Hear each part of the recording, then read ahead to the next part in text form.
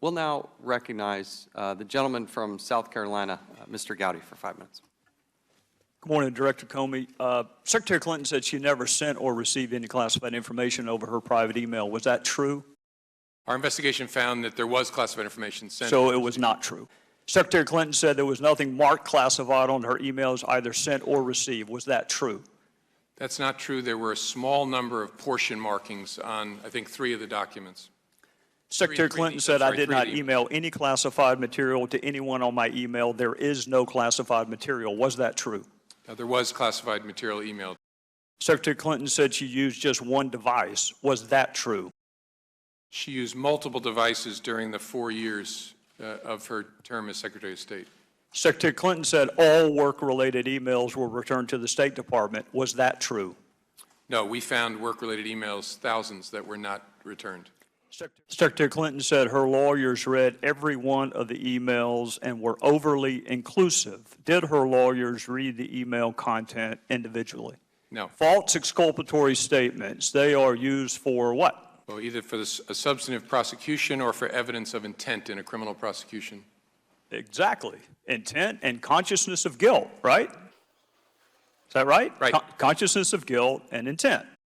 In your old job, you would prove intent, as you just referenced, by showing the jury evidence of a complex scheme that was designed for the very purpose of concealing the public record. And you would be arguing, in addition to concealment, the destruction that you and I just talked about, or certainly the failure to preserve. You would argue all of that under the heading of intent. You would also be arguing the pervasiveness of the scheme, when it started, when it ended, and the number of emails, whether they were originally classified or up-classified. You would argue all of that under the heading of intent. This is no average person. This is a former First Lady, a former United States Senator, and a former Secretary of State that the President now contends is the most competent, qualified person to be president since Jefferson. We'll now recognize the gentleman from Ohio, Mr. Jordan, for 5 minutes. Thank you, Mr. Chairman. Director, thank you for being with us. On Tuesday, you said any reasonable person in Secretary Clinton's position should have known that an unclassified system was no place for these conversations. You said on Tuesday some of her emails bore classified markings, and you also said on Tuesday there were potential violations of the appropriate statutes. Now, I know a bunch of prosecutors back home would look at that fact pattern, look at that evidence. You even referenced it in your opening statement. Some of your friends in the prosecution business have been on TV saying they'd have looked at that same evidence and they would have taken it to a grand jury. But on Tuesday you said, and today in your opening statement you said, no reasonable prosecutor would bring such a case. And then in your statement Tuesday you cite factors that helped you make that decision and make that statement. And one of the factors you said was consider the context of a person's actions. Now, typically when I hear context in the course of a criminal investigation, it's from the defense side, not the prosecution side. It's at the end of the case after there's been a trial and a guilty verdict, and it's during the sentencing phase, mitigating circumstances. That's the context we typically think about, but you said it on the front end. You said consider the context of the person's actions, and so I'm curious, what does consider the context mean? Because a lot of Americans are thinking that there are two standards. One for we the people and one for the politically connected. A lot of folks I get the privilege of representing back in Ohio think that when you said consider the context, they think that's what Mr. Gowdy just talked about. The fact that she's former First Lady, former Secretary of State, former Senator, major party's nominee for the highest office in the land, and oh, by the way, her husband just met with the individual you work with at an airport in Arizona 5 days ago. So, you said none of that influenced your decision, but tell us what consider the context means. Yeah, thank you, Mr. Jordan. What I was trying to capture is the fact that the exercise of prosecutorial discretion is always a judgment call. It is in every single case. And among the things you consider are, what was this person's background? What was the circumstances of the offense? Were they drunk? Were they inflamed by passion? Was it somebody who had a sufficient level of education and training and experience that we can infer certain things from that, to consider the entire circumstances of the person's offense conduct and background. I did not mean to consider political context or things like that. The entire circumstances, and Mr. Gowdy just talked about this scheme. Remember what she did, right? She sets up this unique server arrangement. She alone controls it. On that server, on that email system are her personal emails, her work-related emails, Clinton Foundation information, and now we know classified information. This gets discovered. We find out this arrangement exists. Then what happens? Her lawyers, her legal team decides which ones we get and which ones they get to keep. They made the sort on the front end. And then we find out the ones that they kept and didn't give to us, didn't give to the American people, didn't give to Congress, the ones they kept, they destroyed them. And you don't have to take my word, I'll take what you said on Tuesday. They deleted all emails that they did not return to the State Department, and the lawyers cleaned their devices in such a way as to preclude complete forensic recovery. Now that sounds like a fancy way of saying they hid the evidence, right? And you just told Mr. Gowdy thousands of emails fell into those categories.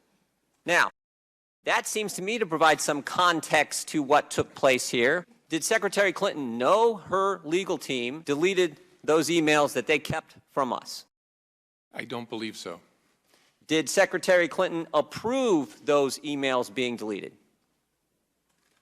I don't think there was any specific instruction or conversation between the Secretary and her lawyers about that. Did you ask that question?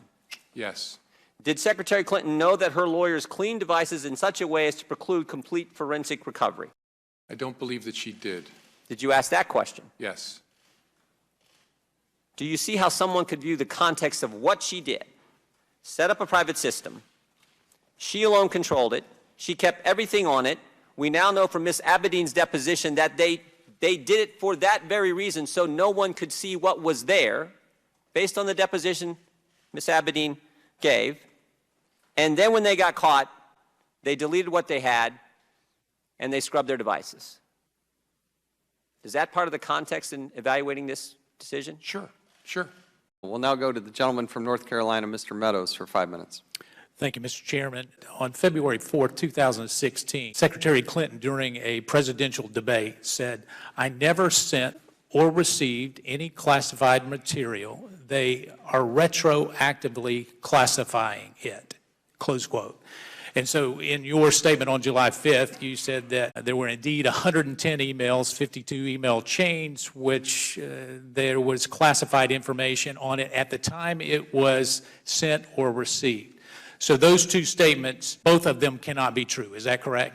Your statement and her statement. Yeah, it's not accurate to say that she did not send or receive classified. So she did not tell the truth during that presidential debate that she never sent or received classified information and it was retroactively classified. Yeah, I don't think that's a question I should be answering. What was in Well, her head during... either your statement's not true or hers is not true. Both of them cannot be true. So is your statement true? That I can speak to. My Okay, statement... your statement is true, so the American people will have to judge with her statement not being true. So let me go on to another one. On October 22nd, she said there was nothing marked classified on emails either sent or received.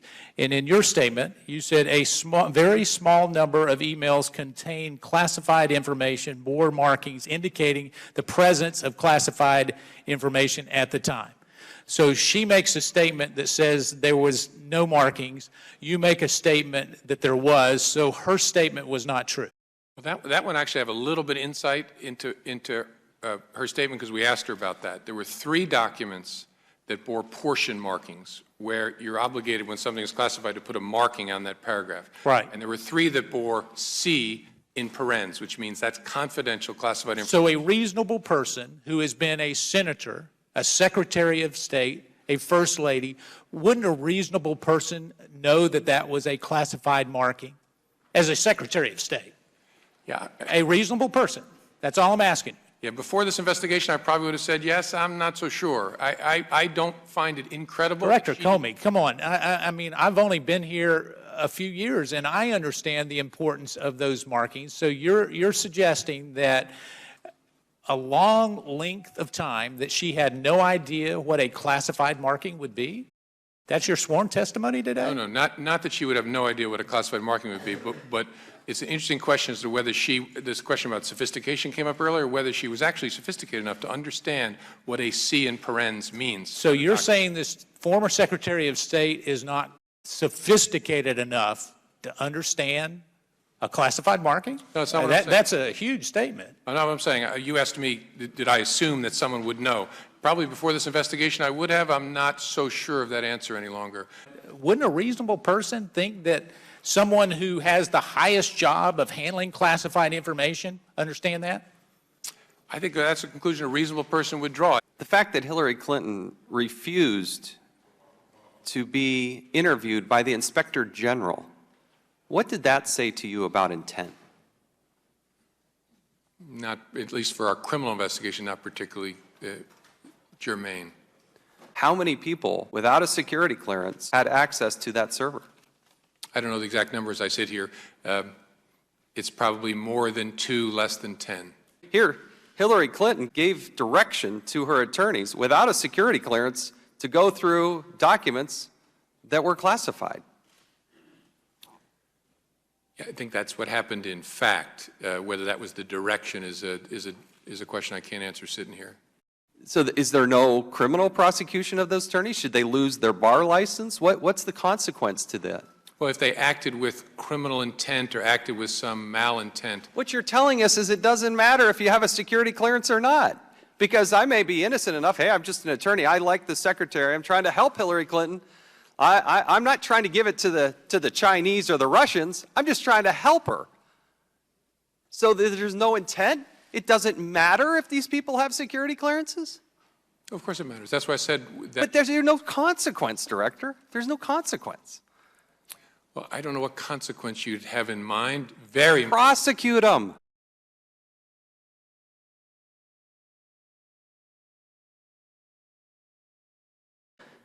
I want you to assume an absurd hypothetical that Secretary of State has exclusive use of personal email and that she is corresponding with someone who also uses personal email. You with me? I'm with you. How in the world is the State Department ever going to capture that email?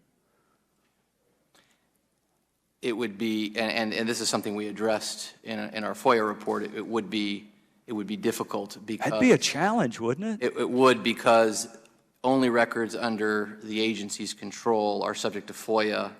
So in other words, the department wouldn't be able to reach in necessarily to a private account. So Well, you wouldn't even know about it, would you?